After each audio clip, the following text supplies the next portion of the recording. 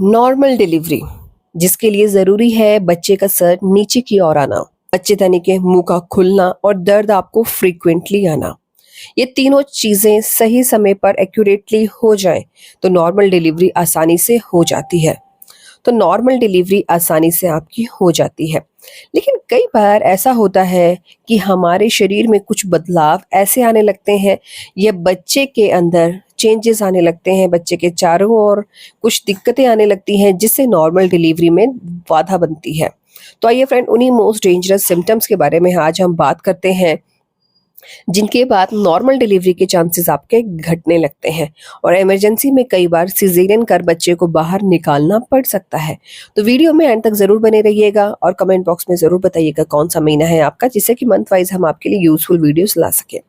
तो बच्चा अगर सर नीचे कर चुका है, फाइनल अल्ट्रासाउंड ने बच्चे के पोजीशन जो है सर की वो नीचे की ओर बता रही है, तो नॉर्मल डिलीवरी आपकी हो सकती है। लेकिन साथ में ही प्रेगनेंसी के फाइनल अल्ट्रासाउंड में बच्चे के चारों ओर का जो पानी है 5 सेंटीमीटर बताया गया है, 6 सेंटीमीटर बताया गया है, यानी कि बॉर्डर लाइन के आसपास है। तो नॉर्मल डिलीवरी खतरे में है आपकी। आपको अब लिक्विड्स का इंटेक बढ़ा देना है अगर टाइम है आपके ईडीडी को। अगर नहीं है टाइम ईडीडी को तो डॉक्टर से बात करें। डॉक्टर आपको पहले ही आपके अल्ट्रासाउंड से क्लियर बता देते हैं कि आपके जो गर्भ में बच्चे के चारों ओर का पानी है वो कम है, सूख गया है, तो आपको एडमिट हो जाना है। डॉक्टर जैसा कहे वैसा ही आपको करना है, नहीं तो बच्चे में कॉम्प्लिकेशन आ सकते हैं, बच्चों को दिक्कत आ सकती है।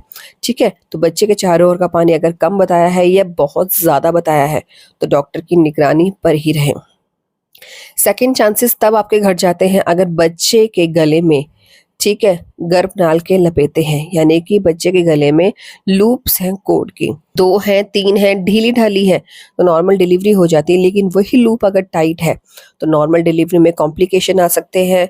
बच्चा कई बार हेड डाउन नहीं करता है या गर्भनाल में ही, ठीक है, नॉट बंधी हुई है, तो उस कारण भी कई बार बच्चे तक ऑक्सीजन अच्छे से नहीं जा पाता, बच्चे तक ऑक्सीजन अच्छे से नहीं जा पाता है, ब्लड अच्छे से नहीं जा पाता है। तो इस कंडीशन में भी आपका अगर नॉट दिख रही है या बच्चे के गले में लपेटे दिख रहे हैं तो आपका इमरजेंसी में सिजेरियन करना पड़ सकता है। मोस्ट डेंजरस तब बनता है जब गर्भ में बच्चा पॉटी कर देता है। बच्चा पॉटी तभी करता है जब बच्चा अंदर घबरा रहा है, माँ का बीपी बढ़ा हुआ है, ठीक है, पानी कम है।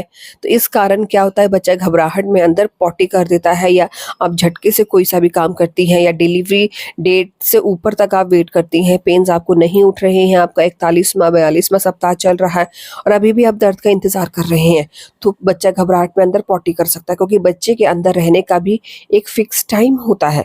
उस फिक्स टाइम तक बच्चे को बाहर निकालना ज़रूरी होता है।